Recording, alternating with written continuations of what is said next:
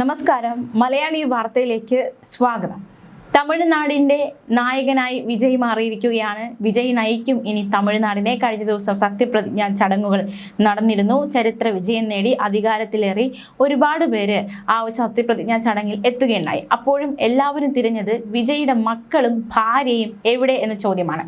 ചെന്നൈ നെഹ്റു സ്റ്റേഡിയത്തിൽ നടന്ന ചടങ്ങിൽ ദൈവനാമത്തിലാണ് വിജയ് സത്യപ്രതിജ്ഞ ചെയ്തത്. സത്യപ്രതിജ്ഞയ്ക്ക് ശേഷമുള്ള വിജയുടെ പ്രസംഗവും വലിയ രീതിയിൽ വൈറലായിരുന്നു.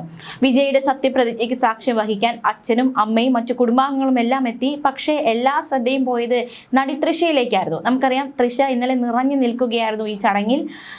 നമുക്ക് ഈ ഇടയ്ക്ക് വലിയ വിവാദമായതാണ് സംഗീത, അതായത് വിജയുടെ ഭാര്യ സംഗീത ആരോപിച്ച ആരോപണങ്ങൾ, കേസ് ഫയൽ ചെയ്തത്. അതായത് മറ്റൊരു സിനിമാ നടിയുമായി വിജയ്ക്ക് ബന്ധമുണ്ട്, അത് താൻ എതിർത്തിട്ടും അത് തുടരുകയുണ്ടായി, വിവാഹമോചനം വേണമെന്ന ആവശ്യവുമായി അദ്ദേഹത്തിൻ്റെ ഭാര്യ രംഗത്ത് വന്നതും അത് വിവാദമായതും, പിന്നാലെ തൃഷയും വിജയും കൂടി ഒരു കല്യാണത്തിന്, ഈ വിവാഹമോചന കേസുകൾ നടക്കുന്നതിനിടയിൽ വിജയും തൃഷയും ഒരു കല്യാണത്തിന് ഒന്നിച്ച് പങ്കെടുക്കാൻ എത്തിയതുമൊക്കെ വലിയ ചർച്ചയായതാണ്.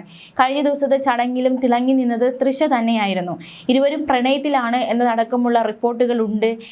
മാത്രമല്ല, സംഗീതയുമായുള്ള വിവാഹമോചനം നടന്ന ശേഷം തൃഷയെ വിവാഹം കഴിക്കാൻ പോകുന്നു എന്ന തരത്തിലുള്ള റിപ്പോർട്ടുകളുണ്ട്. എന്തായാലും വിജയ്ക്ക് ആശംസകൾ അറിയിച്ച് തൃഷ സത്യപ്രതിജ്ഞയ്ക്കെത്തി. അപ്പോഴും പലരും അന്വേഷിക്കുകയാണ്, എവിടെയാണ് വിജയുടെ ഭാര്യയും മക്കളും. സദസ്സിന്റെ മുൻനിരയിലായിരുന്നു തൃഷയുടെ ഇരിപ്പിടം. വിജയുടെ അമ്മ കെട്ടിപ്പിടിച്ച് തൃഷയെ സ്വീകരിക്കുകയും ചെയ്തു. തൃഷ വേദിയിലേക്ക് വന്നതും കാണികളിൽ ആർപ്പുവിളികൾ ഉയർന്നിരുന്നു.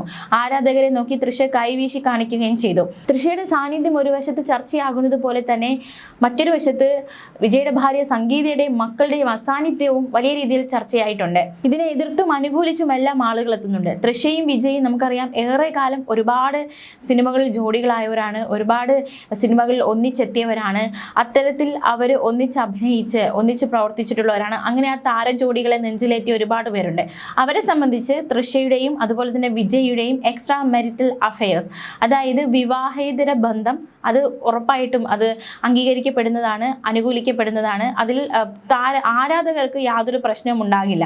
പക്ഷേ തീർത്തും ഈ ഒരു ബന്ധത്തെ എതിർക്കുന്നവരുമുണ്ട്. സോഷ്യൽ മീഡിയയിലൊക്കെ അത്തരത്തിലുള്ള എതിർപ്പുകൾ പ്രകടിപ്പിക്കപ്പെടുന്നുണ്ട്.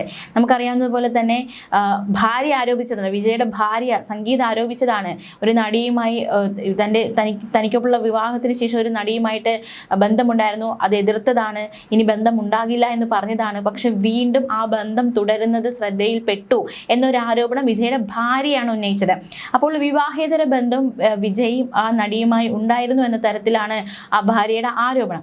അപ്പോൾ അത് തൃഷയാണ് എന്ന കാര്യത്തിൽ നമുക്കറിയാവുന്നതുപോലെ തന്നെ സാഹചര്യങ്ങളും മറ്റ് തെളിവുകളുമൊക്കെ അത് തൃഷയിലേക്ക് തന്നെയാണ് വിരൽ ചൂണ്ടുന്നത്. എന്തായാലും അങ്ങനെയെങ്കിൽ ഈ വിവാഹേതര ബന്ധത്തെ അനുകൂലിക്കാൻ സാധിക്കുമോ?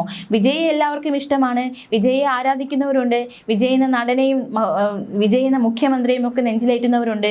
പക്ഷെ എങ്കിൽ പോലും നമ്മൾ ആരാധിക്കുന്നവർക്ക് ഒരു ദോഷവശമുണ്ട് എങ്കിൽ അവരെ ആ ദോഷവശം കൊണ്ട് വെറുക്കണമെന്നല്ല, പക്ഷെ ആ ദോഷം ചെയ്ത് അല്ലെങ്കിൽ ആ മോശവശത്തെ നമ്മൾ വെറുക്കുക തന്നെ വേണം.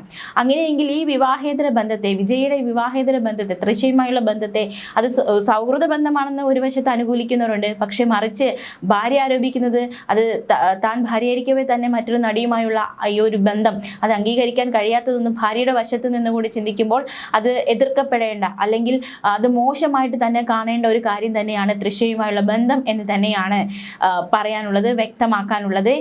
എന്തായാലും ഈ ഒരു സത്യപ്രതിജ്ഞാ ചടങ്ങിൽ തമിഴ്നാടിൻ്റെ നായകനായി വിജയ് മാറുമ്പോൾ ഭാര്യയും മക്കളും അവിടെ ഉണ്ടായിരുന്നില്ല, അല്ലെങ്കിൽ ആ ഒരു സുവർണ മുഹൂർത്തത്തിൽ അവർ ഭാഗവക്കായില്ല എന്നത് ഒരു വശത്ത് വലിയൊരു ഇടിവായി തന്നെ നിൽക്കുകയാണ്.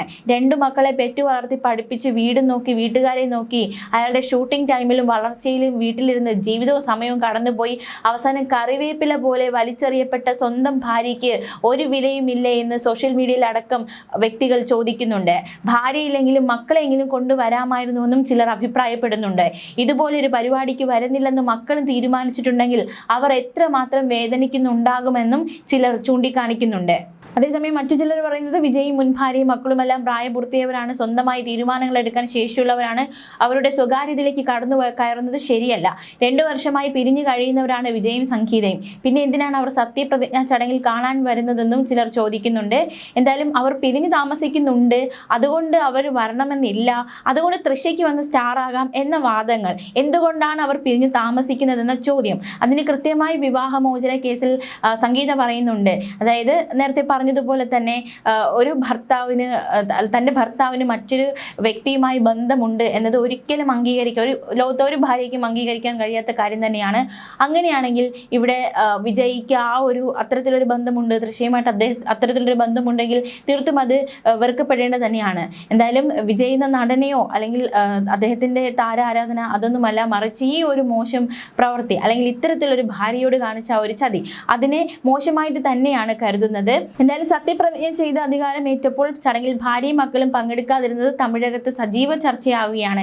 ചെന്നൈയിൽ നടന്ന പ്രൗഢഗംഭീരമായ ചടങ്ങിൽ മാതാപിതാക്കളായ ശോഭ ചന്ദ്രശേഖർ, SA ചന്ദ്രശേഖർ എന്നിവർക്കും പാർട്ടി പ്രവർത്തകർക്കൊപ്പമാണ് വിജയ് എത്തിയത്. എന്നാൽ വിജയിന്റെ ഭാര്യ സംഗീത സോമലിംഗം, മക്കളായ ജെയ്സൺ സഞ്ജയ്, ദിവ്യ സാക്ഷ എന്നിവർ ചടങ്ങിന് എത്തിയില്ല. ഈ അസാന്നിധ്യമാണ് ചർച്ചയായത്.